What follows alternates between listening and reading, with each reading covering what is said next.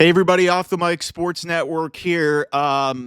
So haven't done Browns thoughts in a minute, but I've been getting into arguments with a lot of people on social media who seem to be penciled in and seem to be locked in on Shedeur Sanders being the pick at number 2 overall. Because whether it's Cam Ward at number 1, uh, I've heard a lot of arguments saying Shedeur would be a perfect fit for Kevin Stefanski's offense. He's got one of the best completion percentages from a clean pocket. I've been attacked for saying, have you actually watched the film? I was like, yeah, guy took 80 plus sacks in 2 seasons of Division 1 football. He's one of those guys who doesn't want to hurt his completion percentage. There was a lot of screen passes. And some people think maybe it's a little bit personal for me. And to some degree it is. I'm not going to get into why. Um, Listen, my problem is, and I've said this and I've been pretty consistent with what I've been saying here on this channel. If you are the Cleveland Browns, and frankly, I don't trust this front office at all, considering the decisions they've made at quarterback, the decisions they've made financially, a lot of the trades, a lot of it has not worked. So if it's me, in no way, shape, or form am I making a pick of a quarterback at number 2. And especially it being Shedeur Sanders. Because if your argument to me is, okay, let's run through a lot of the arguments that I've seen so far. If your argument to me is number 1, he'd be a perfect fit for the Kevin Stefanski offense. Guys, if that's your best argument to pick a quarterback at number 2, when there are other prospects that are better talents on the board, respectfully, you don't know what you're talking about. Because I don't care if this is a good fit for the offense. This team needs help in a lot of different areas, not just quarterback. Quarterback is obviously the highest profile issue, but if you take Shedeur Sanders and you attach yourself to him, because remember, it is a 4-year contract with a 5th-year option. So it's not as simple as, hey, we're taking him, and if it doesn't work, we can just do this again. It's not that cut and dry. Build your team and don't worry about the other parts of this, because let's get real. You look at the rest of the AFC, they are at best right now the 4th best team in their own division. They're not better than Cincinnati, and Cincinnati has been faulted and has had a lot of faults and a lot of deficiencies that have been exposed, but their quarterback's incredible. Lamar Jackson with the Ravens, incredible. Even the Steelers, who had a makeshift quarterback position, won 10 games last year. They're a much better organization. You are the 4th best team in your division. Taking Shedeur Sanders does not get you anywhere closer to getting there. And the biggest argument that everybody's saying, yeah, well, hey, they've taken quarterbacks the last 2 years that it could potentially get to the playoffs. Guys, Browns are different. They already have financial constraints, obviously, with what's going on. They've got to worry about Myles Garrett and trying to make him happy. That's not going to work. So if your argument, first of all, is, hey, he's a fit for Kevin Stefanski's system, so what? So what? If your next argument is what I just said, in, hey, Jaden Daniels and CJ Stroud, the last 2 number 2 picks, actually took their teams to the playoffs. I just gave you all the information you need to know. They're the 4th best team in their division, even if they draft a quarterback. It's not going to change anything.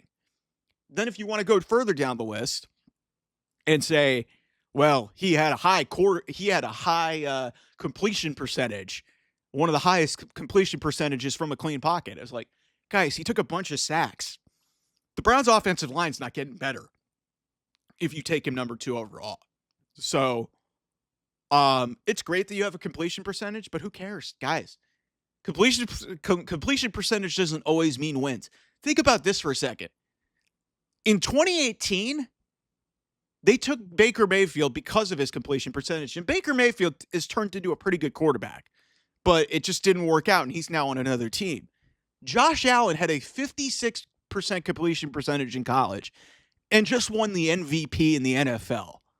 Okay? Completion percentage does not mean jack shit if you don't develop somebody, okay? So there are problems in Shedeur's game. His arm's okay. He takes a lot of sacks. He doesn't throw it away. He protects himself. And like, yeah, you know what? Hey, I admire the fight in him because he was behind a really bad offensive line both years at Colorado. But come on, guys. Are we that desperate for a quarterback in Cleveland that we need to just, take a flyer on the best guy in the worst class in the last 3 years? Come on.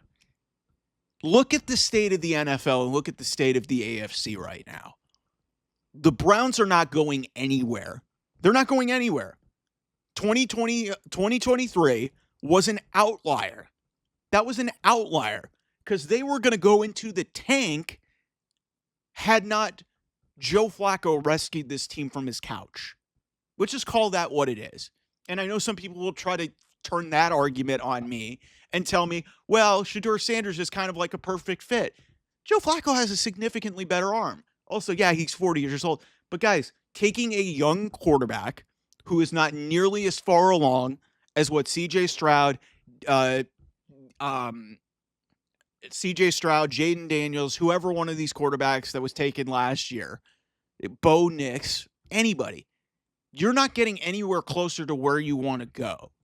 So that's the reason why I've been trumpeting the thing. Hey, take the best player on your board, which would probably be Abdul Carter or Travis Hunter, or trade back. You have a lot of needs you need to fill. You've got to reload this team because your offensive line, Joel Bitonio's near the end of his contract. David Njoku's near the end of his contract. Jack Conklin's been hurt all the time. He's near the end of his contract. You've got Wyatt Teller's been hurt a lot recently. Right? This team is not a playoff team. This team is not going to the Super Bowl. And you're better served with a stopgap option at quarterback. If that doesn't work, then you could think about taking a quarterback in a much better class in 2026. But I like Cam Ward better personally. That being said, I don't know if he's as good of a fit in this offense as Shedeur would be because of his freelancing ability. And a lot of Kevin Stefanski's offenses, like, play action and based out of structure, which is, I think, what drove Kevin Stefanski and a lot of people crazy about Baker Mayfield, and which is why I don't understand why they even locked in on Deshaun Watson, because that was a terrible fit to begin with. Again, this all goes to also the fact that I don't trust this front office at all. So again, like I've said it before and I will say it again. I do not fundamentally understand why a large chunk of this fan base is just zeroed in on what they think is a perfect quarterback for this team. Because let me tell you this, I watched him play in college. There is nothing special about either one of these quarterbacks. And if you're trying to force a quarterback pick when you are really far away from even competing for anything, what's the point? If you want to say, oh, it's all about development, guys, who cares? By the time we get to the end of this contract, or even if it doesn't work, Patrick Mahomes is still going to be in his prime. Josh Allen's still going to be in his prime. Lamar Jackson is still going to be in his prime. You're not getting any closer to winning the AFC or getting to the Super Bowl. So why force the quarterback next year? I understand fans are going to be mad that this window that they had of great competition, but that's on the front office for screwing this up. You've got to start this whole thing over. You've really got to start this whole thing over. And I don't know if Kevin Stefanski's going to survive this. I've said this before. I don't think Andrew Perry should survive this. Come on, people. Be smart. Think with your brains. Like, man, this fan base just doesn't make sense to me sometimes. Anyway, I'll see you guys soon. Bye-bye.